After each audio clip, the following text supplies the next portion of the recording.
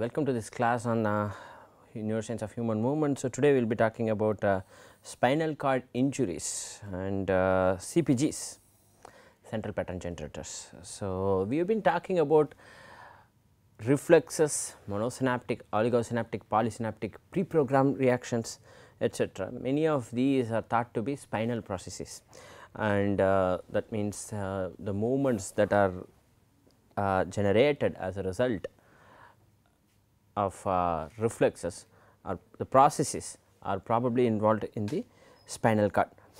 Of course, questions remain about the pre-programmed reactions. So, many of these are spinal processes. Suppose something goes wrong in the spinal cord or there is some injury, what are the various things that could get affected? That is the question. So, in today's class we will be talking about a particular form of a problem called spasticity, which is actually another version or a particular form of hyperreflexia, a case in which the reflex responses are greatly exaggerated. Okay. And then we will talk about motor neurons or groups of motor neurons that generate patterns of rhythmic activities present in this spinal cord, especially in lower animals, especially in non-human species called central pattern generators. Why non-humans? Why not humans? We will say later. Okay. So, problems of abnormal muscle tone. There are so the muscle tone can either increase due to a problem, due to an injury, or it can decrease due to an injury. So, if there is an abnormal increase in the muscle tone, so what is muscle tone? Let us remind ourselves of what this is. Muscles are always at some tension, they are always in some non-zero tension throughout, especially when the person is alive and active, right. When the person is in coma, when the person is sleeping, this is different, but in an awake person there is always an amount of non-zero activity which is called as baseline activity. This is what is measured as baseline EMG activity, right. So, this is also called as tone or some residual tension that is present in the muscle even when the muscle is not active. So, this is true of many muscles, almost all muscles. Okay. When an injury happens in the spinal cord or in the upper motor neuronal cases, what happens is that tone is either greatly exaggerated or greatly reduced, or in other words there can be complete flaccidity. Flaccidity means looseness, the muscle is no longer tight, there is no more tension. This case is the case of abnormal decrease of muscle tone called as hypotonus or hypotonia, in some cases are also called as hypo. Hypo means reduced, tonia reduction in the muscle tone, is it not? Hypotonia. In many cases what also happens is an abnormal increase in the reflexes. So, for the same stimulus the response will be greatly exaggerated. So, if I compare before and after injury, right, before injury if the response was x, the response after the injury can be many times x, right, 3x, 4x, 5x, whatever. This is also called as hyper. Hyper means an increase, tonia means increase in the muscle tone. So, okay. Now, a particular form of hypertonia is spasticity. In this case, rigidity is dependent on the rate at which the stimulus is applied. So, this is called as rate dependent rigidity. So, there is general rigidity or general hypertonia and there is spasticity. Spasticity is not hypertonia. So, or in other words, the general hypertonia refers to only the change in the level, or so if there is a if the change in the stimulus is at one level, then the response is something. But if I apply the same change in the stimulus at a faster rate, right, then also the response does not change. In that case you have some form of general hypertonia, or in other words the rate does not affect, the rate has no effect. Okay. So, in this case whether I apply the stimulus fast or slow does not matter, however I apply the stimulus the response is the same. In spasticity it is special, the same amount of stimulus if I apply fast the rigidity is going to be great, the same amount of stimulus if I apply slow or really slow the rigidity is going to be small, or in other words. So, suppose I had a case where I am slowly increasing the rigidity like that, stimulus that I am applying, this is the displacement axis, say for example. Okay. So much is the displacement. If the same displacement is achieved in a shorter time, right. So, that means the rate has increased. So, I am pushing very fast. When I am doing something like that the rigidity is greatly felt in spasticity when compared with this. Let us remember in both cases the displacement is the same, the amount of stretching that is applied is the same, but the response depends on the rate. Okay. So, in other words this is dependent on the rate, right. So, this means this is a phasic phenomenon. So, this is more like so we discussed phasic stretch reflex and tonic stretch reflex. We also discussed the case of the 1A afferent where the response is due to the rate of change of the length, is it not? So, or in other words the velocity. So, if I do something fast the response is going to be great, or the reflex is going to be great, or the rigidity is going to be great. The same stimulus if I apply slow the rigidity is going to be lower. If I do it really slowly there is going to be very little or no rigidity that is going to be felt. This is the special case of spasticity. Why does this happen? What is the pathophysiology of spasticity? It turns out that spasticity is present in many cases of motor neuronal diseases, not just one. The pathophysiology of spasticity is very poorly understood. We do not know why this happens. At least it is not clear for us as to what are the neurophysiological mechanisms above the level of spinal cord that facilitate or that could control the development of spasticity. So, but at least what is known is that we could control or manage spasticity amount by the application of specific drugs to the 1A afferent system. So, in other words it is widely believed, the hypothesis is that this is due to some differences in the way that the 1A system behaves. So, if we could mimic the presynaptic inhibition in the 1A system, right, which we have seen in the previous classes, if I could somehow mimic the presynaptic inhibition, then I have at least found one way to manage this disease. This is what is done in the nowadays. So, there is a particular drug called baclofen which is applied intrathecally to mimic or to induce presynaptic inhibition in the 1A system, thus reducing the reflex responses, right.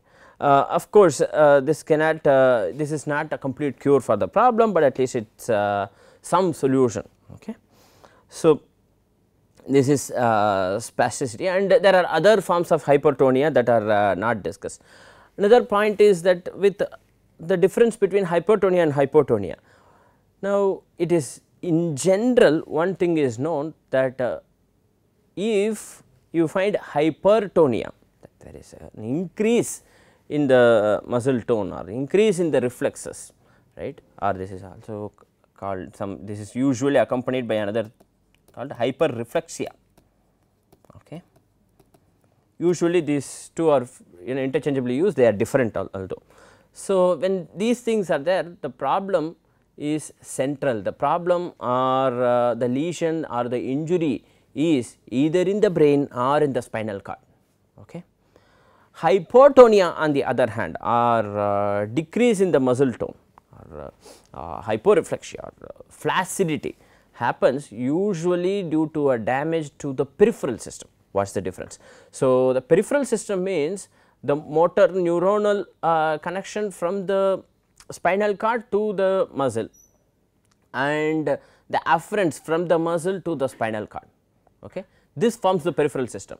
If the damage is there, if the damage is on the connection from the muscle to the spinal cord, so that is the peripheral nerve, right. So, if that is damaged, you usually have hyporeflexia, okay, or hypotonia.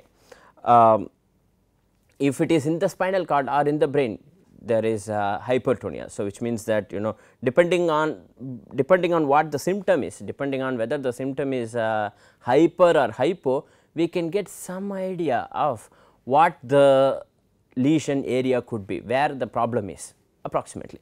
So, this is some information about the location of the lesion, location of the injury. Okay. So, what happens with spinal cord injuries? What happens is that if spinal cord is transected, right, depending on the level of transection, depending on where the spinal cord is transected means it is cut, right, at a particular point, depending on where the damage will be felt on parts below that level usually.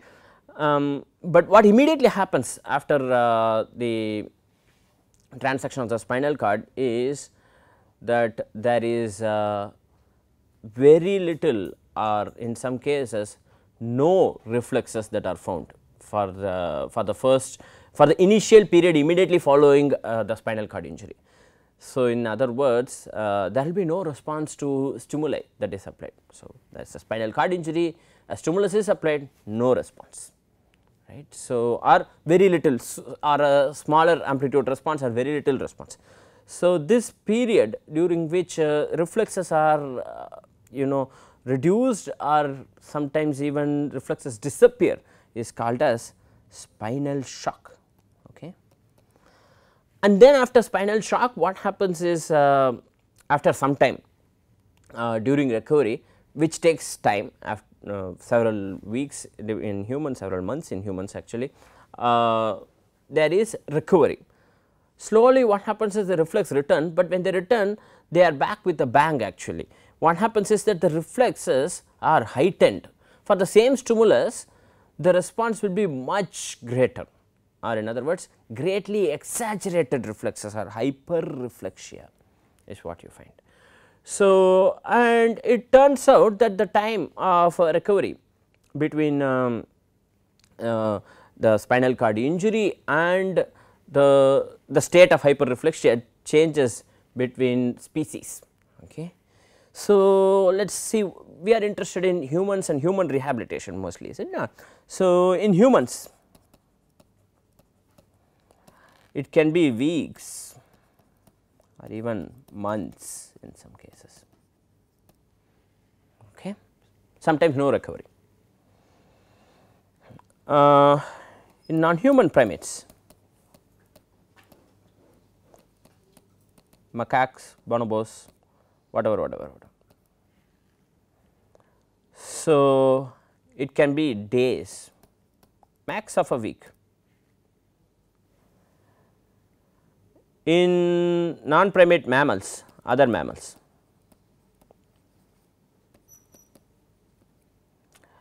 that is cats, dogs, etc., right, hours to days, maximum 1 day, right. In rats and mice, other smaller mammals, small mammals, right, hours, half an hour, 45 minutes. So, something must be special, something must be different. So, as you move up this from a lower mammal to a higher mammal, the time it takes for recovery increases, right. this should give us an idea of the nature of rehab that you could expect depending on the injury.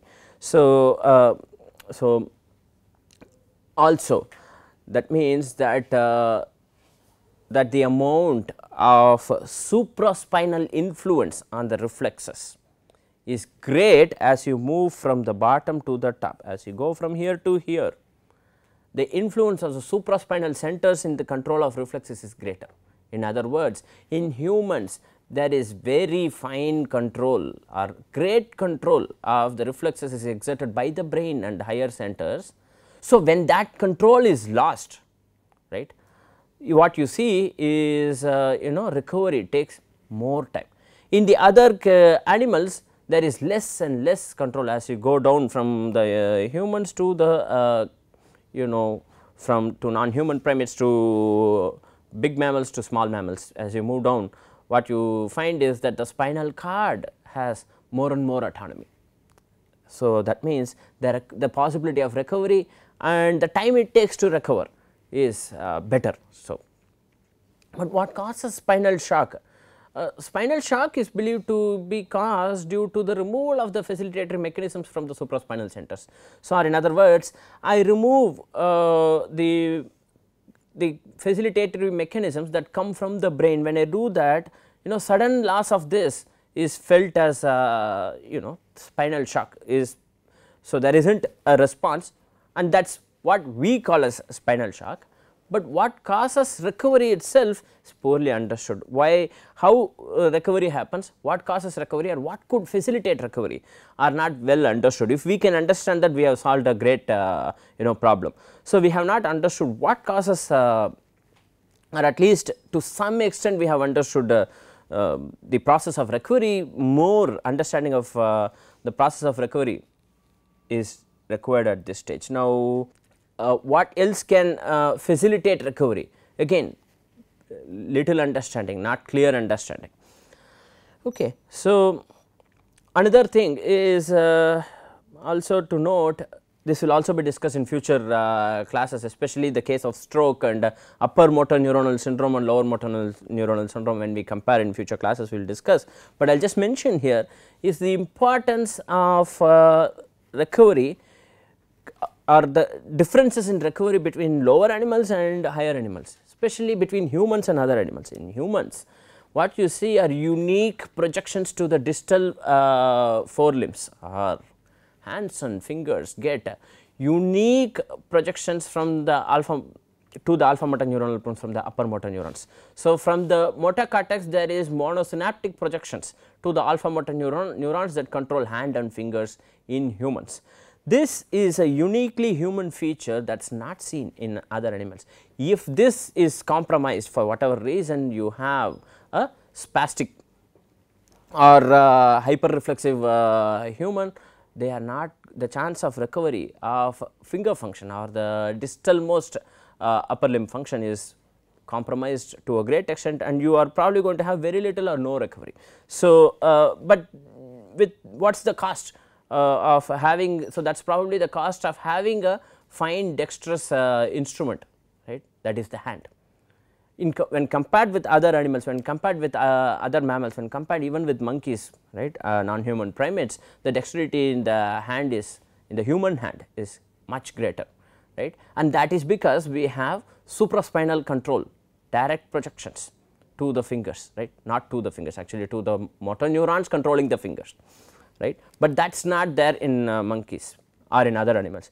But that also increases the probability that they will recover better in case they have an injury when compared with us. So, probably, right. So, this will be discussed in greater detail in future classes. So, this case is the case of hyperreflexia. So, remember we were studying reflexes, we asked why do we study these things, what is the point. I said that by studying this we will get an idea of the presence or absence of disease, right. So, a simple clinical examination can tell the clinician as to what could be the possible location of the lesion, no imaging needed. Well, at least the first line of diagnosis, at least at the first line of diagnosis, the clinician can get a rough idea of what could be the possible location of the lesion approximate. So, it is not going to be perfect. Of course, imaging, with the help of imaging you can get a better idea, but at least just with a simple clinical examination you get some idea. Okay. So, that is what is used in the, for example, the knee jerk the tendon tap experiment, right. We tap the tendon and there is going to be a response, or the T reflex, right. This is going to be heightened in after a spinal injury. So, that means this person is in the state of hyperreflexia. So, you know what is going on, or there is no response. So, you know the person is either in spinal shock, or the lesion is only at the level, at the peripheral level, not at the central level, one of these things. How do I know that the lesion, how to confirm that the lesion is at the peripheral level, not at the central level? Well, simple, right. So, what I could do is I could test this on other muscles, especially muscles at a different level of the spinal cord, right, at a higher level if I test, and if this is not seen or normal reflexes are seen, that means this is probably a peripheral problem, right. If it is a central problem, either the central problem is at a higher level than both the test sites, or it is in between these two, is it not. So, that is the case of hyperreflexia. Okay. Now, what is present for walking, rhythmic activity in the lower animals, right. In the lower animals, rhythmic activities such as walking, swimming, feeding, or flying, insect flight for example. So, there are birds, small birds and insects that flap their wing at multiple times, several hundreds of times a minute for in some cases, right. So, that must happen using an oscillatory mechanism, rhythmic pattern generation, right. And even in humans, for example, respiration is not always consciously controlled, right. Even when you are not consciously controlling, respiration happens. So, that means that there must be a rhythmic pattern in which you know this must happen, or there must be a rate at which it should happen, right. So, how are these things controlled? Well, these things are believed to be controlled by a group of neurons or a neuronal network in the spinal cord. So, central nervous system in probably the spinal cord. So, which is also the reason they are sometimes called as the spinal pattern generators, because they are present in the spinal cord. They are sometimes also called as the spinal pattern generators, but mostly they are called as a central pattern generators, or CPGs. So, this is a neural network that is capable of generating an oscillatory pattern of motor activity without you know inputs from receptors. So, that means there is going to be spontaneous activity. So, by the way, spontaneous activity for breathing is good.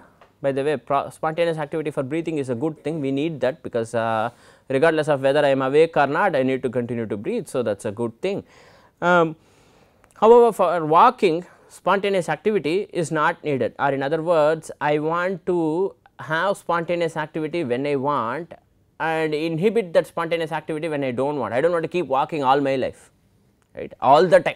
So, there needs to be control. This is true even in lower animals, right. It is not like that the insect is flying all the time, it is not like the birds are flying all the time, it is not like they are swimming all the time.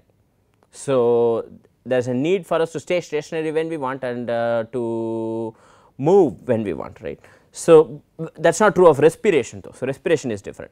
So, there is a need to control that, there is a need to inhibit this. So, these rhythmic patterns or this generated rhythmic patterns by the CPGs depends on actually three things. First is properties of individual neurons. So, within that network it could have many neurons. So, individual neuronal property or the cellular property is one.